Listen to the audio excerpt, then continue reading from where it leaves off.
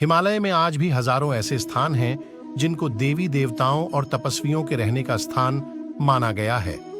हिमालय में जैन, बौद्ध और हिंदू संतों के कई प्राचीन मठ और गुफाएं हैं। मान्यता है कि गुफाओं में आज भी कई ऐसे तपस्वी हैं जो हजारों वर्षों से तपस्या कर रहे हैं। इस संबंध में हिंदुओं के 10 नामी अखाड़े, नाथ संप्रदाय के सिद्ध योगियों के अध्ययन किया जा सकता है।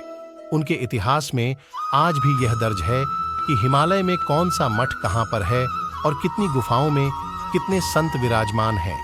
इसी संदर्भ भी जानिए कि महाभारत और रामायण काल के लोग आज भी हिमालय में क्यों रहते हैं। हिमालय का विस्तार कहां तक है? भारत का प्रारंभिक इतिहास हिमालय से जुड़ा हुआ है। भारत के राज्य जम्मू और कश्मीर, सियाचिन, उत्तराखंड, हिमाचल, सिक्किम, असम, अरुणाचल तक हिमालय का विस्तार है। इसके अलावा उत्तरी पाकिस्तान, उत्तरी अफगानिस्तान, तिब्बत, नेपाल और भूटान देश हिमालय के ही हिस्से हैं। ये सभी अखंड भारत का हिस्सा हैं। रामायण काल के लोग अत्रि नाम से कई आर्षि हो गए हैं। एक है ब्रह्मा के पुत्र अत्रि। इन्होंने कर्दम की पुत्री अनुसूया से विवाह किया था। इनके ही पुत्र दत्तात्रेय, चंद्रमा और दुर्वासा थे। उनका आखिरी अस्तित्व चित्रकूट में सीता अनुसूया संवाद के समय तक प्रकट हुआ था। कहते हैं कि वे भी हिमालय के किसी क्षेत्र में रहते हैं। दुर्वासा अर्षि का नाम सभी ने सुना होगा। उन्होंने सतयुग में इंद्र को भी शाप दिया था।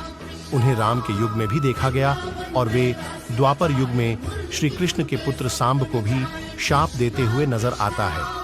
कहते हैं कि वे भी सशरीर आज भी जिंदा हैं और हिमालय के ही किसी क्षेत्र में स्थित हैं। वशिष्ठ नाम से कालांतर में कई आर्षि हो गए हैं। एक वशिष्ठ ब्रह्मा के पुत्र हैं, दूसरे इक्ष्वाकु के काल में हुए, तीसरे राजा हरिश्चंद्र के काल में हुए और चौथे राजा दिलीप के काल में, पांचवें राजा दशरथ के काल में हुए और छठवें महाभारत काल में हुए। पहले ब्रह्मा के मानस पुत्र, दूसरे मित्रावरुण के पुत्र, तीसरे अग्नि के पुत्र कहे जाते हैं। पुराणों में कुल 12 वशिष्ठों का जिक्र है।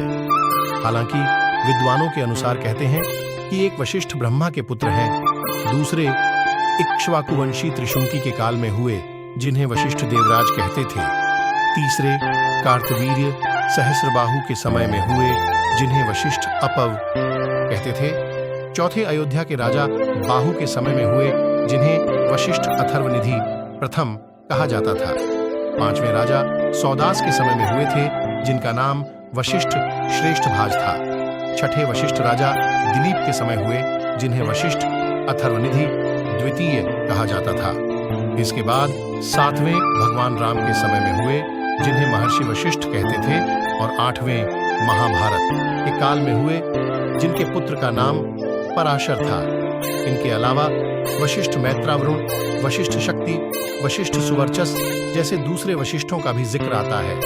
वेद व्यास की तरह वशिष्ठ भी एक पद हुआ करता था, लेकिन कहा जाता है कि जो ब्रह्मा के पुत्र थे वे आज भी जीवित हैं और वे ही हर काल में प्रकट होते हैं। उनका स्थान हिमालय के किसी क्षेत्र में बताया जा। दोस्तों, इस कहानी का वीडियो यहाँ खत्म होता है। अगला पार्ट देखने के लिए हमारे चैनल को सब्सक्राइब करो।